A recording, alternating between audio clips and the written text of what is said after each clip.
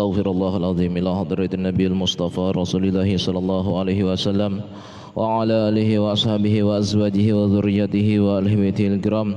Syai'un lillahi lahumul Fatihah. A'udzubillahi minasyaitonir rajim. Bismillahirrahmanirrahim. Alhamdulillahirabbil alamin arrahmanir rahim maliki yaumiddin iyyaka na'budu wa iyyaka nasta'in ihdinas siratal mustaqim siratal ladzina an'amta 'alaihim ghairil maghdubi 'alaihim waladdallin. Amin. Kita bacakan lagi Al-Fatihah sekali untuk almarhum para alim ulama yang sudah meninggalkan kita semua. Di antaranya ada beberapa habaib yang sudah meninggal dunia, kemudian para ulama, para kiai yang sudah meninggal dunia pada tahun ini. Mungkin ini adalah disebut dengan tahun Amul Hazan ya. Artinya tahun kesedihan bagi kita karena kita ditinggalkan oleh guru-guru kita. Oleh karena itu kita kirimkan Al-Fatihah. Mudah-mudahan almarhum dan seluruh almarhum para wali, para alim ulama yang meninggal dunia ditempatkan di tempat yang terbaik di sisi Allah Subhanahu wa taala. Ala hadhihi niyyah al-Fatihah. A'udzubillahi minasyaitonir rajim. Bismillahirrahmanirrahim. Alhamdulillahirabbil alamin arrahmanir rahim maliki yaumiddin iyyaka na'budu wa iyyaka nasta'in ihdinas siratal mustaqim siratal ladzina an'amta 'alaihim ghairil maghdubi 'alaihim waladdallin. Amin.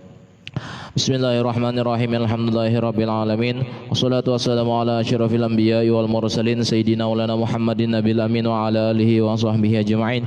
Subhanaka la ilma lana illa ma 'allamtana innaka antal alimul hakim. Rabbi shrah li sadri wa yassir li amri wahlul 'uqdatam min lisani yafqahu qawli wa la haula wa la quwwata illa billahil 'aliyil 'azim. Alhamdulillah pada malam hari ini kita sama-sama bisa dikumpulkan oleh Allah Subhanahu wa taala guna melaksanakan salat fardu maghrib secara berjamaah. Salawat serta salam selalu tercurahkan kepada junjungan kita Nabi besar Muhammad sallallahu alaihi wasallam beserta para keluarga beliau, para sahabat, kerabat dan pengikut beliau hingga hari kiamat. Menyambung kaji kita pada malam hari ini, kita akan membahas tentang hadis-hadis yang berkaitan dengan masailul fiqhiyah, yaitu hadis-hadis di mana terdapat keberagaman para alim ulama dalam memahami hadis-hadis tersebut. Nah, dan makanya di sini kita bahas bagaimana cara kita atau yang lebih eloknya kita ketika kita mendengarkan suatu hadis, membaca suatu hadis, apakah kita pahami saja dengan akal kita atau kita merujuk kepada pandangan atau pendapat para alim ulama. Di antara hadis Nabi sallallahu alaihi wasallam, Nabi sallallahu alaihi wasallam bersabda, "Innal malaikata la tadkhulu baitan fihi suratun." Sesungguhnya malaikat tidak akan masuk pada rumah yang di dalamnya terdapat gambar, lukisan, patung di dalamnya. Hadis riwayat Baihaqi.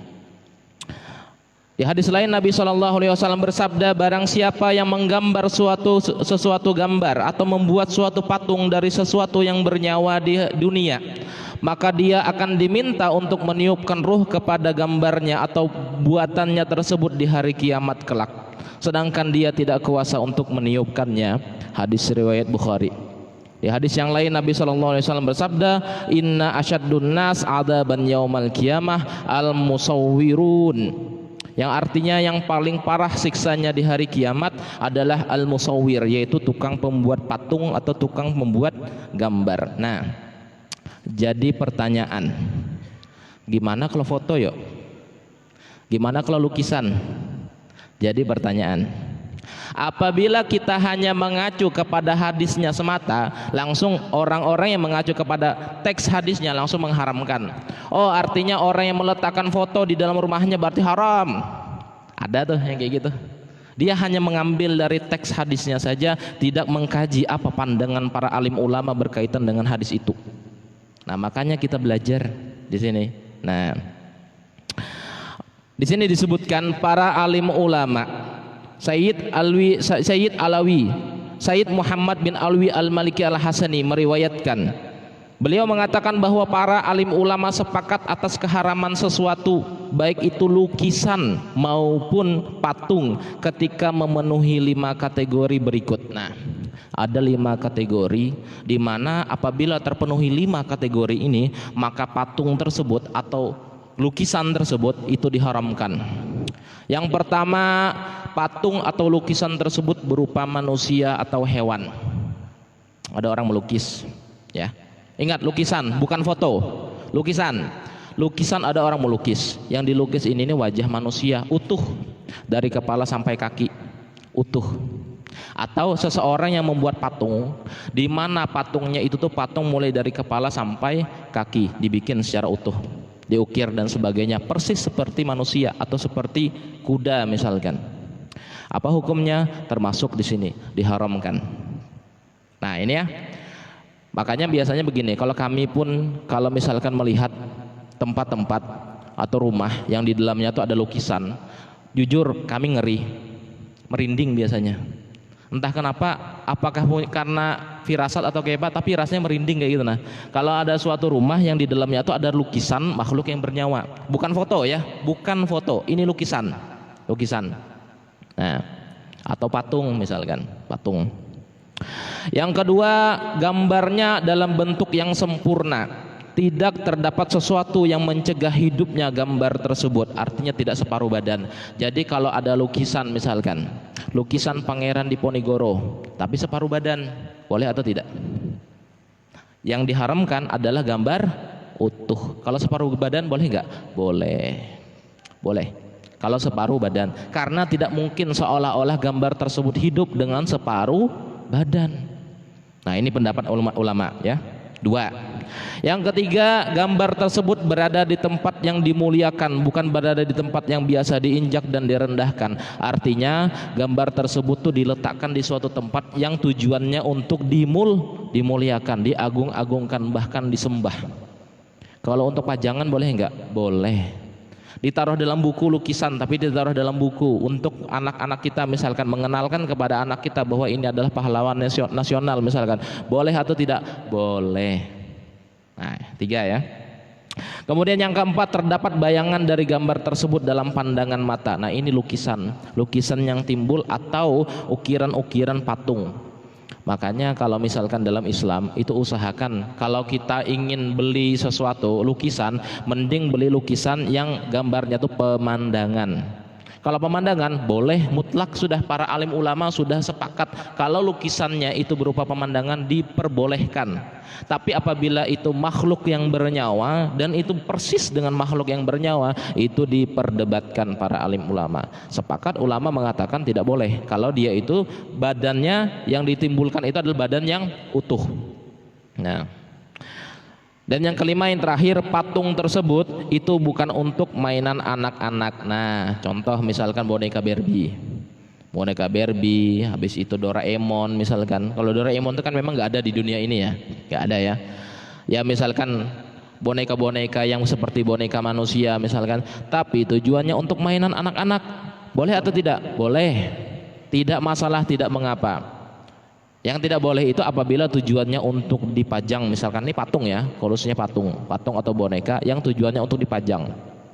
Nah, menurut Said Alwi Al-Maliki Al-Hasani mengatakan, jika salah satu dari 5 hal di atas itu tidak terpenuhi, maka gambar atau lukisan ataupun patung demikian itu merupakan sesuatu yang masih diperdebatkan di antara alim ulama.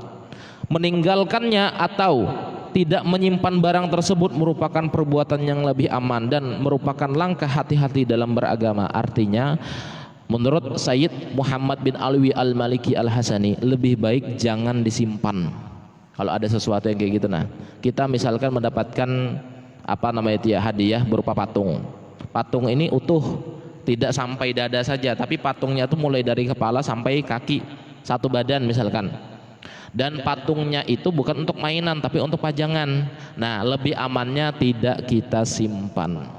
Itu lebih aman, tidak kita simpan. Entah kita kasihkan ke siapakah atau kita tempatkan tempat yang tidak terhormat. Misalkan kita taruh aja dalam lemari, kita rebahkan aja gitu di lemari, nggak apa-apa. Artinya kan kita tidak mengagungkan benda tersebut. Nah,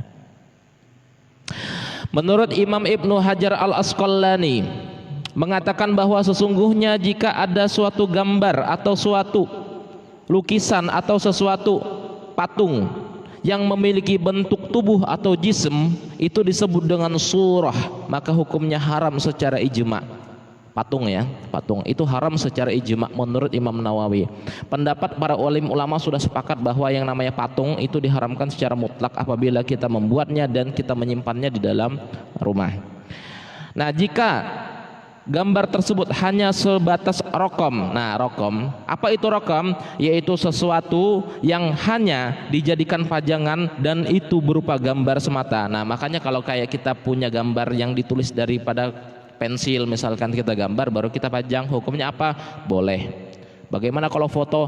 Boleh mutlak. Para alim ulama mengatakan memajang foto itu hukumnya boleh, tapi tergantung fotonya. Nah, nanti kita bahas. Ada foto-foto yang diharamkan untuk dipajang di sini. Nah,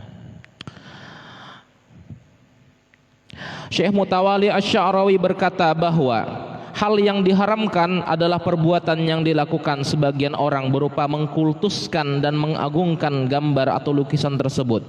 Sedangkan melukis hewan dengan tujuan untuk menggunakan atau menghias tembok, maka tidak ada larangan untuk melakukannya. Biasanya kan ada. Kalau di dapur-dapur biasanya ibu-ibu ada membeli keramik yang ditempel di dinding di dapur itu, nah yang gambarnya biasanya ada gambar beruang, gambar panda, gambar kuda dan lain sebagainya. Menurut Syekh Mutawalli Asy-Sya'rawi dari mazhab Imam Syafi'i mengatakan hukumnya boleh-boleh saja, tidak diharamkan.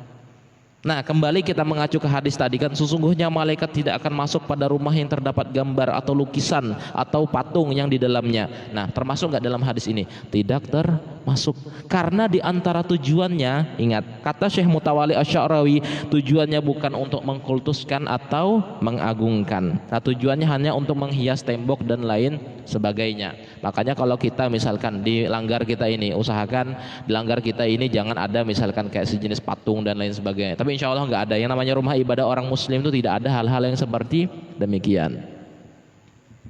Nah, kemudian Syekh Yusuf Al-Qardawi, beliau membagi hukum patung, gambar dan pembuatnya itu ke dalam 9 kategori. Berarti ada 9 kategori di sini. Yang pertama, hukumnya sangat haram atau haram secara mutlak. Bahkan orang yang menaruhnya, memilikinya itu dikategorikan sebagai orang yang murtad. Orangnya murtad padahal dia ini muslim, tapi punya gambar itu dianggap murtad. Yaitu patung atau gambar lukisan yang disembah seperti orang-orang kafir, baik itu Nasrani, Majusi maupun orang-orang yang beragama yang lain. Pembuatnya dihukumi murtad apabila ia tahu efek hukumnya dan sengaja melakukannya.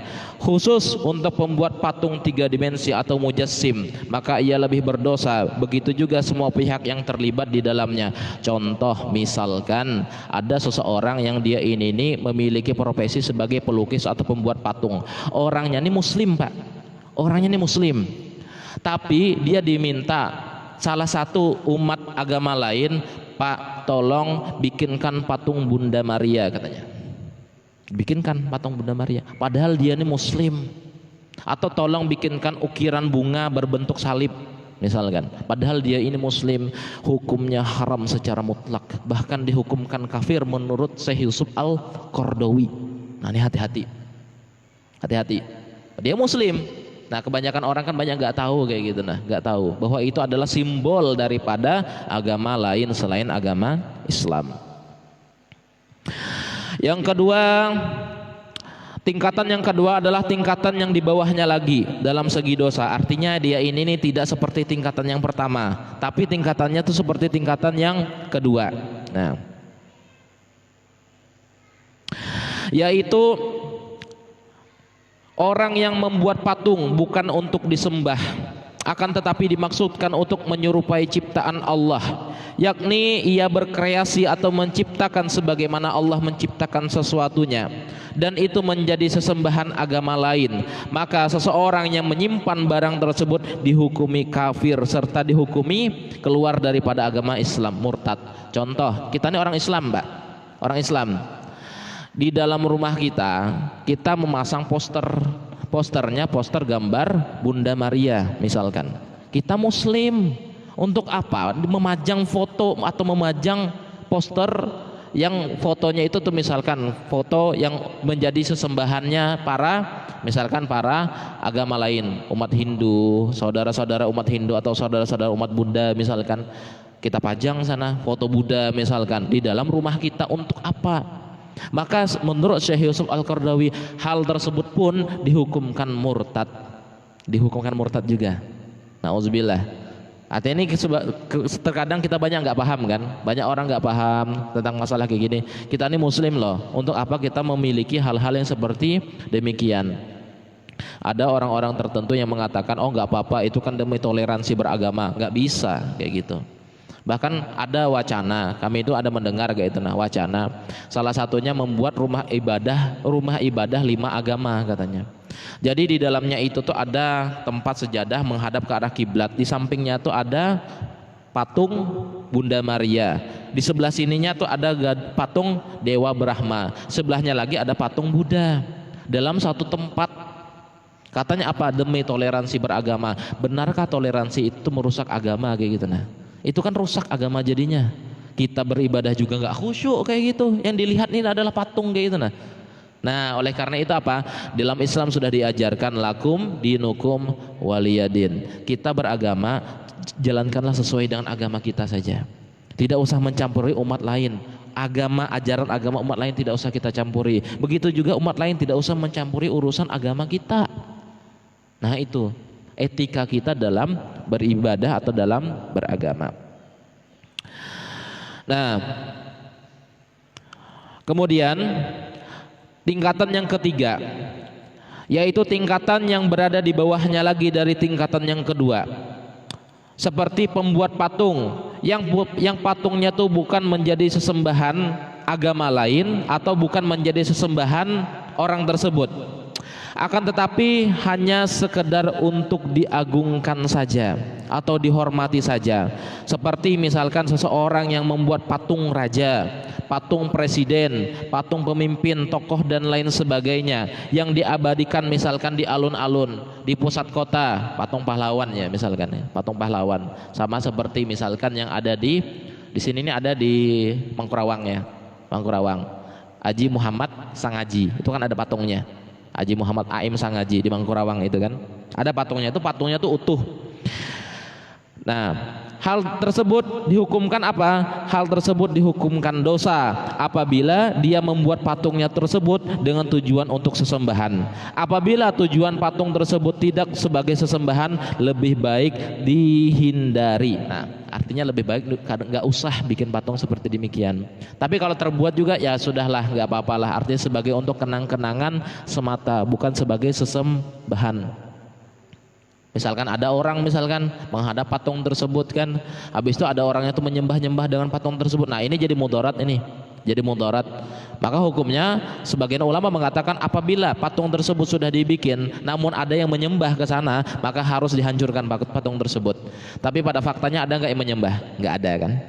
Sama seperti patung Lembu Suwana. Ada enggak yang menyembah? Tidak ada. Berarti aman. Enggak ada. Cuma patung yang sebagai hiasan semata. Kemudian tingkatan yang keempat, yaitu tingkatan yang berada di bawahnya lagi, adalah patung yang tidak bertujuan untuk dimuliakan.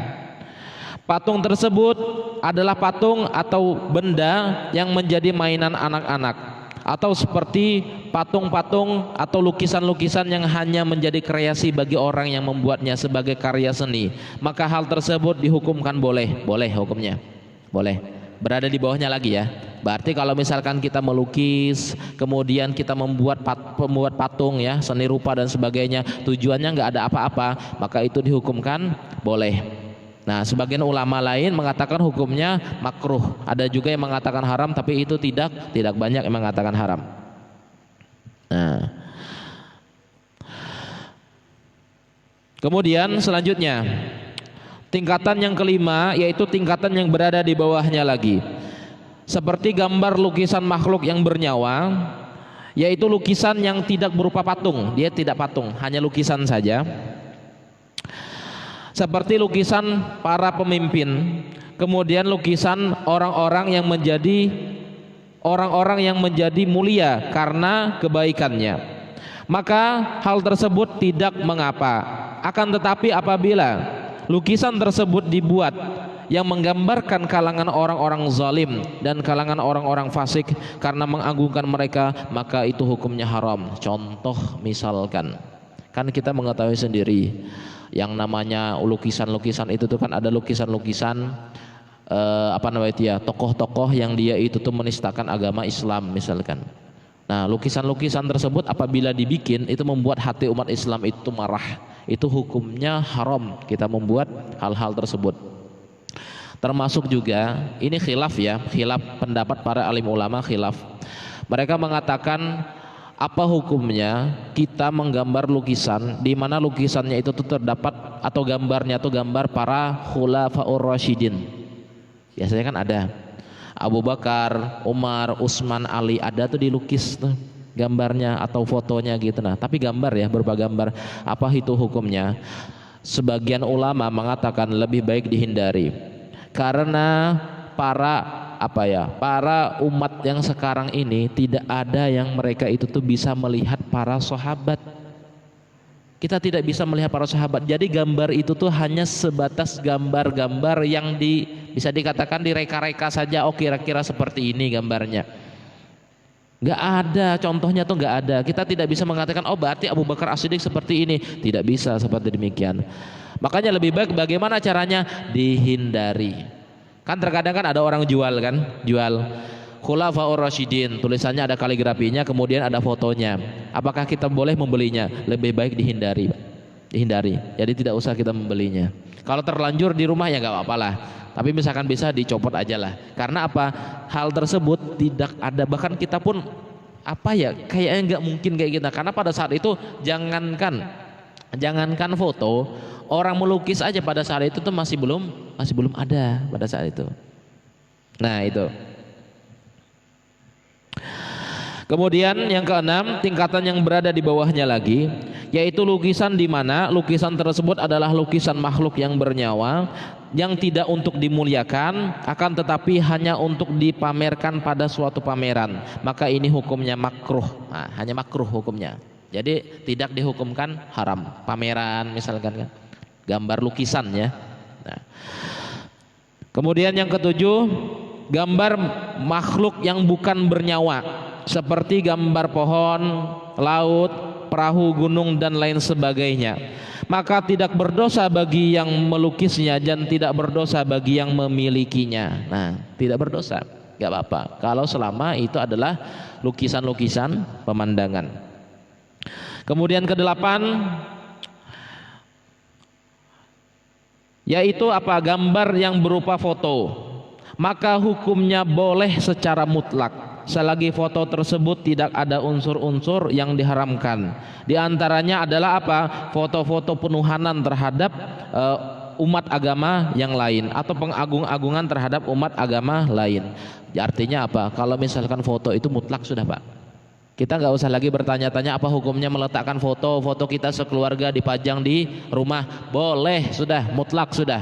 Sebesar apakah dipajang aja situ, nggak apa-apa. Itu berupa foto. Nah, kalau lukisan itu tadi menjadi perdebatan masih. Tapi kalau foto itu sudah mutlak sudah. Mau fotonya tuh satu badan secara utuh mulai dari kepala sampai kaki atau separuh badan itu diperbolehkan. Karena di sini disebutkan yang namanya foto.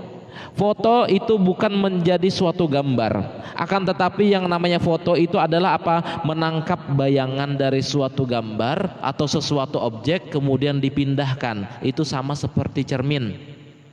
Kita bercermin kan? Boleh nggak? Boleh. Nggak mungkin kita nggak bercermin. Nah, ketika kita difoto, jasad kita, badan kita ditangkap, kemudian kita pindahkan menjadi di dalam selembar kertas, dicetak, ditaruh. Itu hukumnya apa? Menggambar enggak? Bukan. Itu menangkap objek, dipindahkan ke suatu tempat layar apa namanya ya? Kertas datar, bidang datar, ditaruh, ditempel, hukumnya boleh.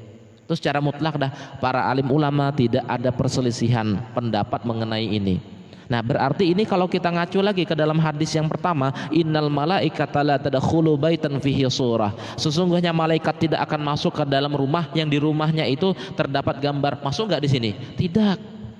Yang dimaksud dengan gambar di sini bukan gambar foto-foto, bukan, tapi lukisan yang dimana lukisan tersebut timbul bernyawa, kemudian dia tuh disembah, atau patung-patung yang dia tuh disembah dan lain sebagainya.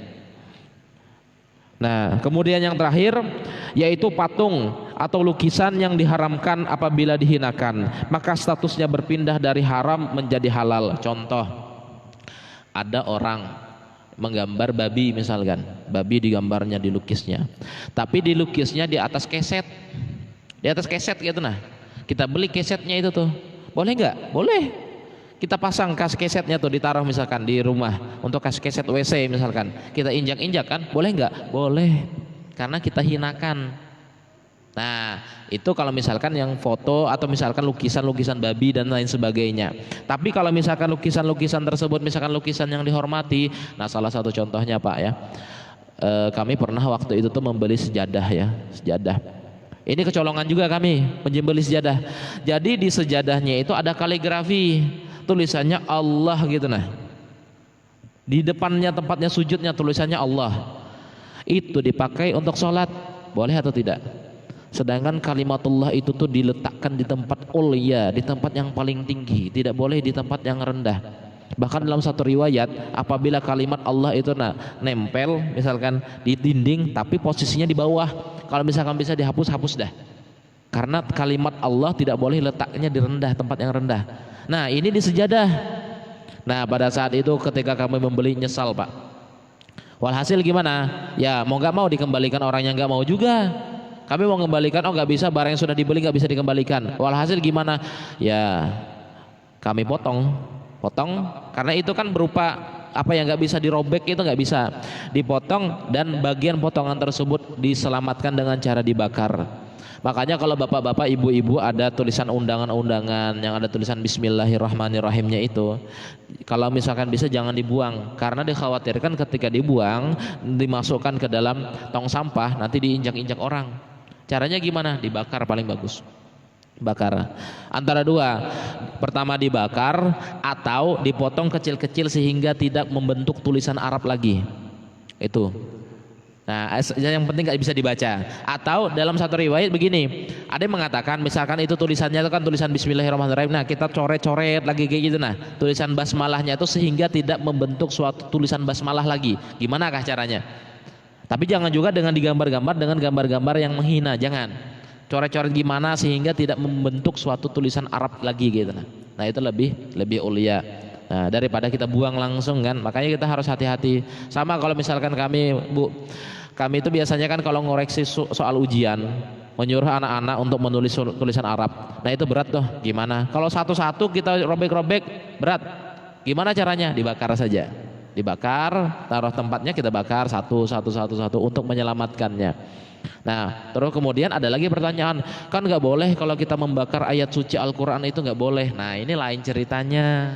Apabila seseorang pernah ada Al-Quran, ayat suci Al-Quran dibakar dengan tujuan menghinakan, ini yang kena azab, ini yang dimarahi Allah Ta'ala, tidak boleh hukumnya. Tapi niatnya kan untuk mengamankan. Kita mengamankan supaya ini tidak terinjak misalkan, atau tidak terbuang ke tempat-tempat yang najis, maka itu hukumnya boleh. Nah, itu hukumnya boleh. Nah, ini beberapa hal yang dijelaskan tentang ini terkait dengan masalah hadis Nabi Shallallahu Alaihi Wasallam. Insya Allah nanti di minggu yang akan datang kita akan lagi membahas masalah-masalah muskilat ya. Itu disebut muskilat atau masalah-masalah yang biasanya terjadi di masyarakat kita. Ada hadisnya, tapi terkadang banyak orang yang salah paham dengan hadis tersebut. Salah satu contoh, ini kan kemarin kan lagi viral nih di media sosial. Lagi viral, ini sebenarnya sampai sekarang lagi viral nih di media sosial. Meninggalnya Syekh Ali Jaber, kemudian dituliskan bahwa pihak keluarga tidak mengadakan tahlilan katanya. Otomatis disebutkan bahwa karena pihak keluarga Syekh Ali Jaber tidak mengadakan tahlilan, disebutkan bahwa tahlilan itu adalah haram.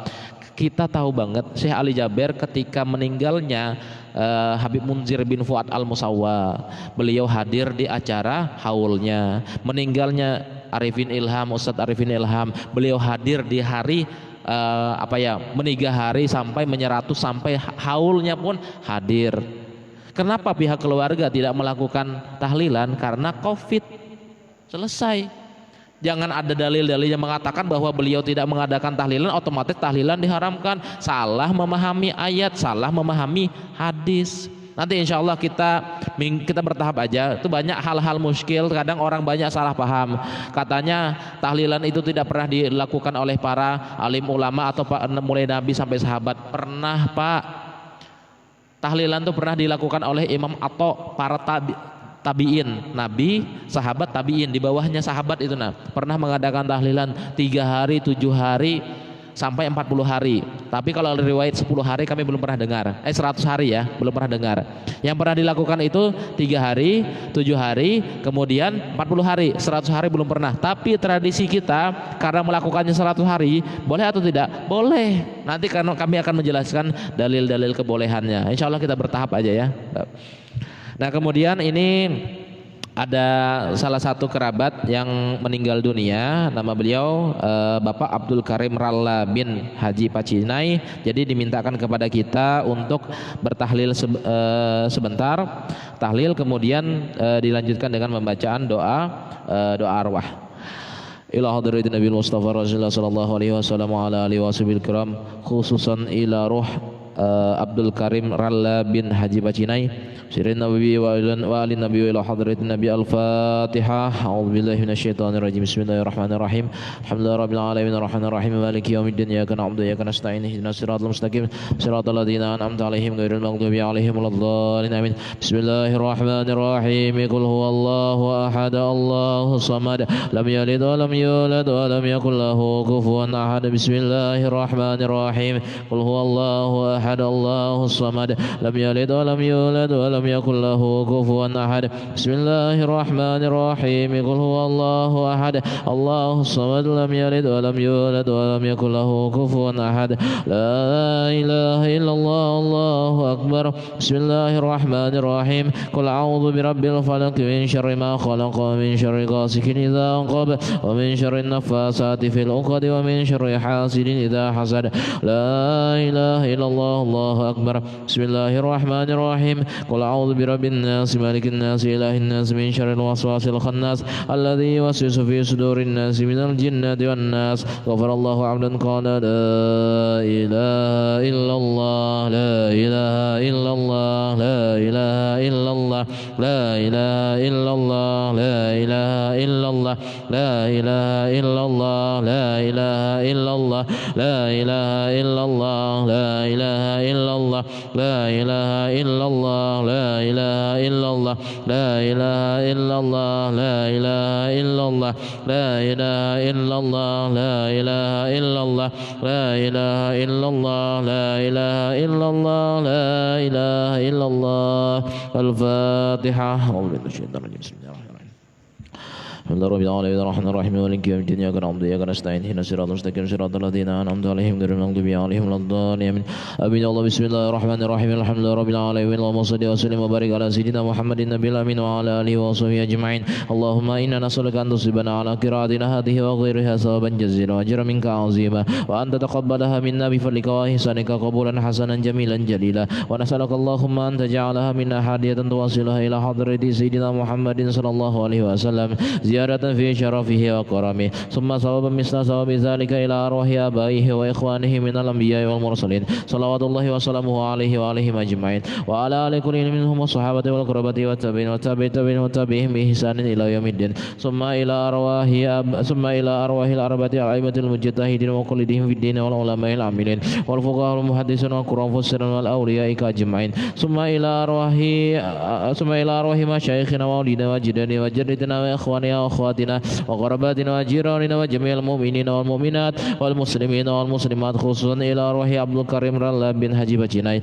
اللهم اغفر له وارحمه وعافيه واعف عنه. اللهم اغفر له وارحمه وعافيه واعف عنه. اللهم اغفر له وارحمه وعافيه واعف عنه وأكرم نزوله ووسع مدخله واجعل الجنة منزله ومساكنه برحمتك يا أرحم الراحمين. اللهم اجعل قبره روضة من رياض الجنة ولا تجعل قبره حفرة من حفر النيران. اللهم إن كانوا محسنين فتفزد في إحسانهم وإن كانوا مسيئين فتجاوز عن سيئاتهم اللهم أنزل الرحمة والنعمة والمغفرة والشفاعة على أرواحهم برحمتك يا أرحم الراحمين ربنا تقبل منا إنك أنت السميع العليم وتب علينا إنك أنت التواب الرحيم ربنا آتنا في الدنيا حسنة وفي الآخرة حسنة وقنا عذاب النار صلى الله على سيدنا محمد وعلى آله وصحبه وسلم والحمد لله رب العالمين فيا أيها الراجون منه شفاعة صلوا عليه وسلموا تسليما اللهم صل وسلم وبارك عليه وعلى آله